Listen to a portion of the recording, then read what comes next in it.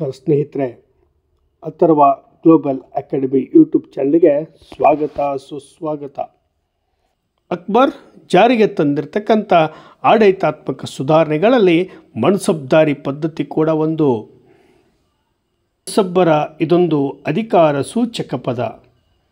ಪರ್ಷಿಯಾದಲ್ಲಿ ಜಾರಿಯಲ್ಲಿದ್ದ ಈ ಮಾದರಿ ಆಡಳಿತವನ್ನು ಭಾರತದಲ್ಲಿಯೂ ಜಾರಿಗೆ ತಂದ ಯಶಸ್ಸು ಅಕ್ಬರ್ಗೆ ಸಲ್ತದೆ. ಈ ಪದ್ಧತಿಯಲ್ಲಿ ನಾಗರಿಕರು, ಸೈನಿಕ ಅಧಿಕಾರಿಗಳು ಸೇರಿದ್ರು. ಮನ್ಸಬ್ದಾರರು ರಕ್ಷಾ ವ್ಯವಸ್ಥೆಯನ್ನು ನಿರ್ವಹಿಸುವುದರ ಜೊತೆಗೆ ಸಾಮಾನ್ಯ ಆಡಳಿತಕ್ಕೆ ಸಂಬಂಧಪಟ್ಟ ಇತರೆ ಜವಾಬ್ದಾರಿಗಳನ್ನು ವಹಿಸಿಕೊಳ್ಬೇಕಾಗಿತ್ತು. ಇದರಲ್ಲಿ ಯುದ್ಧಾಕ್ರಮಣದಂಥ ಸೈನಿಕ ಕಾರ್ಯಾಚರಣೆಯು ಸೇರಿತ್ತು. ರಾಜ ಭಗವಾನ್ ದಾಸ್, ರಾಜ ತೋದರಮಲ್ಲ ಮೊದಲಾದ ಆಡಳಿತಾಧಿಕಾರಿಗಳು ಸೈನ್ಯದಲ್ಲಿಯೂ ನಾಯಕತ್ವ ವಹಿಸಿಕೊಳ್ಳುತ್ತಿದ್ದುದನ್ನು ಇಲ್ಲಿ ಸ್ಮರಿಸಬಹುದು.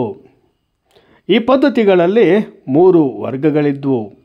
ಮೊದಲನೇದಾಗಿ ಉಮ್ರಾ, ಇದು ಶ್ರೇಷ್ಠ ದರ್ಜೆಯ ವರ್ಗವಾಗಿತ್ತು.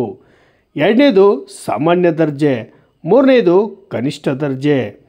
ಉಮ್ರಾಗಳು ಸುಮಾರು 12,000 ಕುದುರೆಗಳ ಒಡೆಯರಾಗಿದ್ದರಲ್ಲದೆ ಈ ಪದವಿಯನ್ನು ಚಕ್ರವರ್ತಿಗಳ ಹತ್ತಿರದ ಸಂಬಂಧಿಗಳಿಗೆ, ಆಪ್ತರಿಗೆ ಮಾತ್ರ ನೀಡಲಾಗ್ತಾ ಇತ್ತು. ಸಾಮಾನ್ಯ ಮನ್ಸಬ್ದಾರರು 1,000 ಕುದುರೆಗಳ ಮೇಲ್ವಿಚಾರಣೆಯನ್ನು ಹೊಂದಿದ್ರು. ಕನಿಷ್ಠ ದರ್ಜೆಯ ಮನ್ಸಬ್ದಾರ 10 ಕುದುರೆಗಳ ಉಸ್ತುವಾರಿಯನ್ನು ಹೊಂದಿರ್ತಾ ಇದ್ದ. ಅಬುಲ್ ಫಜಲ್ನ ಪ್ರಕಾರ ಒಟ್ಟು 66 ಶ್ರೇಣಿಗಳಿದ್ದಾಗ್ಯೂ 33 ಶ್ರೇಣಿಗಳು ಮಾತ್ರ ಆಚರಣೆಯಲ್ಲಿದ್ದವು ಎಂದಿದ್ದಾನೆ. ಮನ್ಸಬ್ದಾರರು ಮೊಘಲ್ ಸಾಮ್ರಾಜ್ಯದ ಆಡಳಿತದ ಆಧಾರ ಸ್ತಂಭಗಳಂತಿದ್ದರು. ಪ್ರತಿ ವರ್ಷ ಇವರು ಚಕ್ರವರ್ತಿಗೆ ಕುದುರೆಗಳ ಮತ್ತು ಸೈನಿಕರ ಸರಬರಾಜು ಮಾಡಬೇಕಾಗಿತ್ತು. ಇವರು ಎಷ್ಟು ಕುದುರೆಗಳ ಮೇಲ್ವಿಚಾರಕರಾಗಿದ್ದರೆಂಬುದರ ಮೇಲೆ ಸಂಬಳವನ್ನು ನಿಗದಿ ಮಾಡಲಾಗ್ತಾ ಇತ್ತು. ಇವರಿಗೆ ಜಹಗೀರು ಅಥವಾ ನಗದು ರೂಪದಲ್ಲಿ ವೇತನವನ್ನು ಕೊಡಲಾಗ್ತಾ ಇತ್ತು. ಕುದುರೆಯೊಂದಕ್ಕೆ 25 ರೂಪಾಯಿಗಳ ವಾರ್ಷಿಕ ವೆಚ್ಚವನ್ನು ನೀಡಲಾಗ್ತಾ ಇತ್ತು. 1,000 ಕುದುರೆಗಳ ಮನ್ಸಬ್ದಾರ ಮಾಸಿಕ ವೇತನವಾಗಿ 8,000 ರೂಪಾಯಿಯನ್ನು ಪಡಿತಾ ಇದ್ದ. ಆ ವೇತನದಲ್ಲಿ ಸೇನೆ ಹಾಗೂ ಕುದುರೆಗಳ ಬಾಬ್ತು ಸೇರುತ್ತಾ ಇದ್ವು. ಮನ್ಸಬ್ದಾರ ಪದವಿ ವಂಶ ಪಾರಂಪರ್ಯವಾಗಿರಲಿಲ್ಲ. ಇವರು ಆಸ್ತಿಯನ್ನು ತಮ್ಮ ಮಕ್ಕಳಿಗೆ ಅಥವಾ ಉತ್ತರಾಧಿಕಾರಿಗಳಿಗೆ ಕೊಡುವಂತಿರಲಿಲ್ಲ. ಹೀಗಾಗಿ ಇವರು ವೈಭವದ ಜೀವನವನ್ನು ನಡೆಸ್ತಾ ಇದ್ದರು.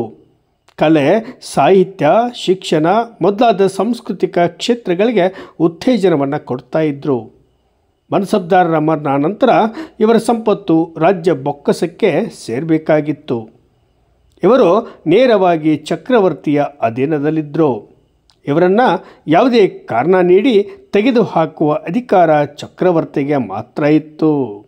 ದುರ್ಬಲ ಚಕ್ರವರ್ತಿಗಳ ಕಾಲದಲ್ಲಿ ಕೆಲವರು ತಮ್ಮ ಅಧೀನದಲ್ಲಿದ್ದ ಸೈನಿಕರ ನೆರವಿನಿಂದ ದಂಗೆಯೆದ್ದು ಸ್ವತಂತ್ರ ಆಗುವ ಪ್ರಯತ್ನಗಳು ಕೂಡ ಹೆಚ್ಚಿದ್ವು.